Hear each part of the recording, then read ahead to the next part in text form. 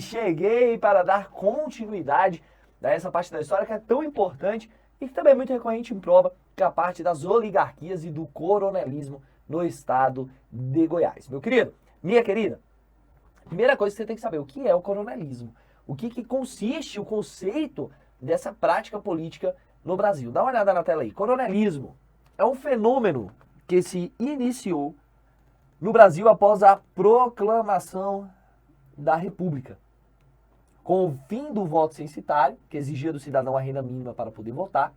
O número de brasileiros eleitores aumentou e as elites do império passaram a se utilizar desse fenômeno para se manter no poder, dando inclusive o título de quem? De coronel, né? Ah, então você é um coronel, você tem uma influência política sobre uma determinada área, região, e você influenciaria nos votos. Por isso que eles vão passar a utilizar esse fenômeno para se manter no poder. Por quê? Porque eles vão falar o seguinte, ó, fulano, você tem candidato? Ah, eu tenho candidato. Quem é o seu candidato? É o candidato X. Então, beleza, você vai votar no X e você, eu tenho o Y. Não, você não tem o Y não, você tem o X também. Ah, mas eu não quero votar no Y. Ah, não quero não? Peraí, fulano, convence o fulano aqui a votar no X, ó. Às vezes até violência. O cara, e aí, vai votar em quem? Quando voltar? Ah, vou votar no X, então beleza, então tá tudo certo. E aí nessa época, então era muito utilizado, né, esses fraudes nas eleições, por meio dos coronéis, porque eles conseguiam influenciar na região. Claro que a violência era em casos extremos. Existiam casos, por exemplo, de compra de voto mesmo, principalmente o pessoal do interior. Ah, o que você está precisando? Ah, precisando de uma dentadura nova. Não, eu vou te dar a dentadura, mas você e sua família vão votar no meu candidato. Ou seja, nessa época, inclusive, nós tínhamos um processo que era conhecido como voto de cabresto. Você deve lembrar isso da escola. O cabresto ele é utilizado no cavalo para fazer o cavalo olhar só para onde? Para frente ou ir para onde aquela pessoa que está guiando o cavalo queira. O voto de cabresto, porque os coronéis faziam isso. Ele colocava um cabresto dos eleitores e fazia ele votar em quem ele quisesse. Ou beneficiando, ou dando coisa que eles necessitavam, ou brigando por meio da violência. Tanto que aquela área de influência do coronel era denominada muitas vezes como curral eleitoral, porque teria várias pessoas que teriam cabrestos para a votação. Dá uma olhada aí na tela. Uma característica importante desse período foi a descentralização do poder, aumentando a sua influência em um cenário local. Olha só, cenário local. Quando o Brasil deixou de ser uma monarquia, alguns grupos políticos se uniram para criar um governo provisório. E aí a gente tem aqui alguns grupos em destaque no estado de Goiás, que os senhores precisam saber, principalmente quem são as lideranças. Nem o partido em si, mas as lideranças. Olha só. Partido Republicano de Goiás. Nós temos aqui o Partido Republicano de Goiás. Esse Partido Republicano tinha como liderança os Bulhões.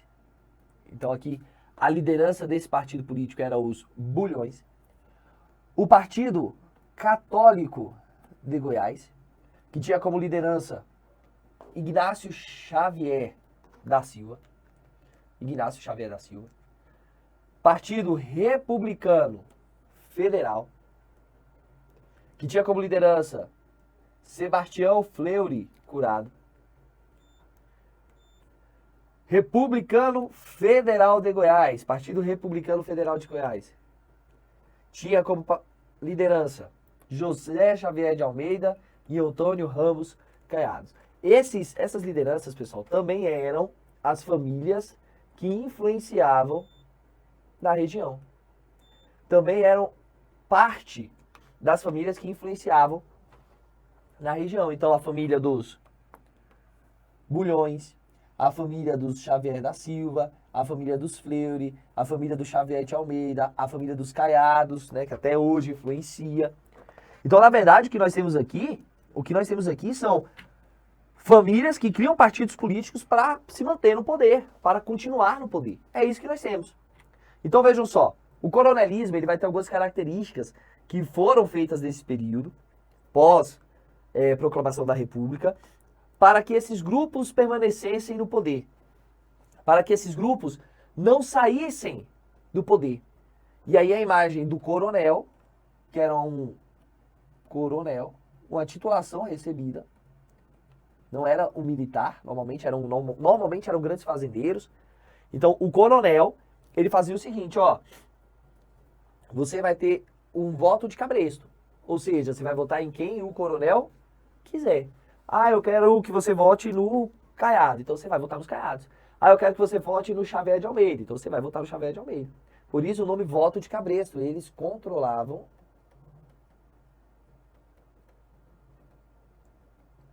o voto dos eleitores. Daí o nome cabresto. E aí eles controlavam como? Dando benefícios, ameaçando muitas vezes, não era só pacífico, né? Cumprindo a necessidade básica ali que alguém precisasse. O coronelismo é marcado pelo curral eleitoral, né? A área de abrangência. As eleições normalmente eram manipuladas e corruptas, principalmente por conta disso aqui, ó. Né? Então, não era uma eleição justa, era uma eleição que atendia a necessidade de um grupo específico, quem? O grupo do coronel, tá? Então, era uma eleição muitas vezes manipulada e corrupta. A perseguições à oposição era constante, né? Tanto que o local onde tinha a influência de um coronel, até questões de segurança, esse coronel oferecia ali à sua população. Tinha uma relação carismática, que era isso que fazia eles manterem isso aqui novamente, ó. Fazer com que eles voltassem o que eles quisessem, era uma relação carismática. Mas se necessário fosse, poderia utilizar a violência. Se necessário fosse, utilizaria a violência. E a política dos governadores, né? Que aqui nessa época da política dos governadores, no cenário nacional, é a política que nós ficamos conhecidas como café com leite. A política do café com leite. Que uma vez era um presidente paulista, uma vez era um presidente mineiro. Né? O grande São Paulo, o grande produtor de café, Minas, o grande produtor do leite. E isso influenciava, inclusive, na governabilidade do Estado. Então, os coronéis também influenciavam quem que ia governar o Estado. Quem que seria o governador do Estado.